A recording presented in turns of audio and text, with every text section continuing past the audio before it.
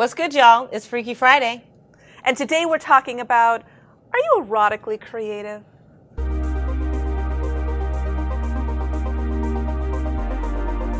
Welcome to the Renegade Relationship Realists with Rev and Rachael Pierre McAllister and Rachel Dillon. Please be advised, this channel is rated R for realism. Hi, I'm Rachel. And I'm Rev and Rachael. And today we're talking about, are you erotically creative?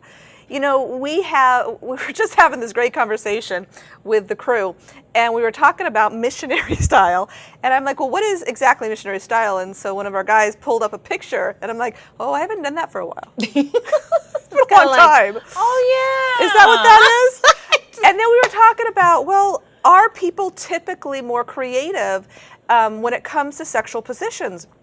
And then we started talking about whether we're doing it in the bedroom or whether we're doing outside of the bedroom. Now, my mom was really clear when I was growing up, a man wants a whore in the bedroom and a lady in the living room. But I don't know if that's actually true. I think it's more about private space and public space. Yes. So, and then again, I don't even know if that's true. Well. Because I know that there's a whole eroticism around exhibitionism. Absolutely. That's and exciting. voyeurism. Yes, and voyeurism. Mm-hmm. So I'm not with the voyeurism. I'm just gonna put that out there. You're an exhibitionist. I'm a voyeur, so it's all good to me. I love to watch. Actually, that's a joke in my circle of friends, so it's all good. So erotic creativity. Mm-hmm. So what are some ideas? What are things that maybe we can help start, getting those juices flowing, so to speak? So, if you are used to, here's a syndrome. I'll call it a syndrome. Okay. Because this is not scientific. We're making it up. Okay. This syndrome of the bedroom, sex or sleeping, mm-hmm.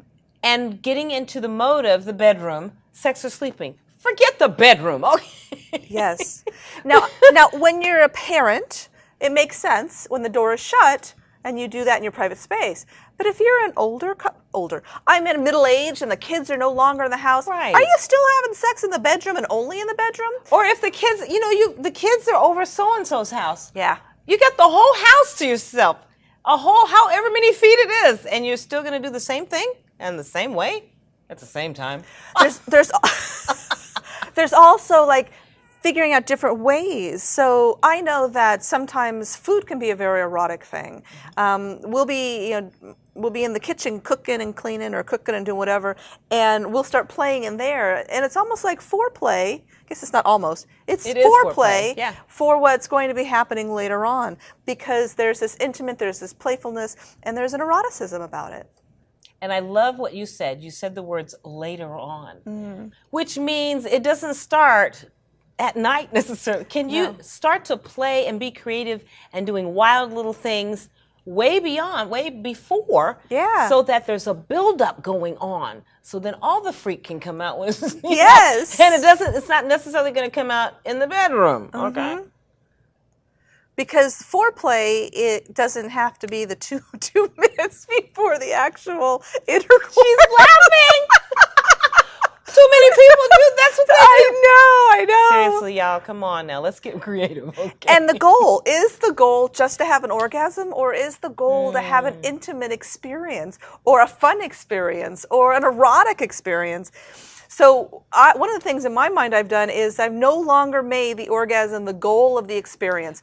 Not that I don't enjoy them. Don't get me wrong. But it's not the goal anymore. Right. When I was younger, it was totally the goal. That was the whole point. But now there's so much more. So when you were younger, okay, here I go. When you were younger, the goal was just the orgasm? Now, remember. Because I'm like, wait a minute, I'm not so sure. But remember that I have a more masculine way of processing things. Oh, that's true. Okay, all right. And so in my process, it wasn't love and then sex. It was sex and love are two different things. Okay. And so you go have sex, you have an orgasm. That's the point. And I'd read something by Gloria Stein that talked about when you have an orgasm, it releases certain chemicals in your body that give you self-confidence, and that's why men have more confidence and I'm totally paraphrasing, and this was like 25 years ago. That may not even be what it said. That may just be the way I remember it. Oh, it's not scientifically proven. Yes, science changes over the That's decades. true too. So I figured if I just had more orgasms, then I would have more confidence. It didn't work.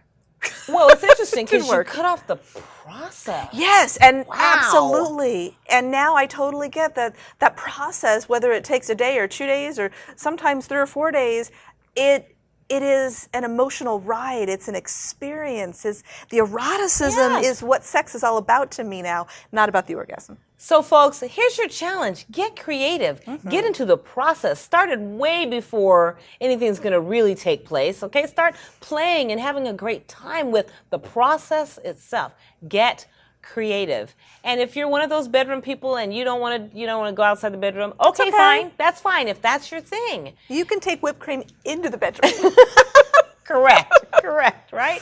So that's our challenge to you. Get more creative. Whatever you've been doing, that's great. Now do something new. Absolutely. So if you liked us and you enjoyed our conversation today, go ahead and subscribe and hit the bell button down there, and we'll let you know when our new videos come out. Great. So like us, share us, and give us your feedback. In the meantime, get your freak on! We were right on.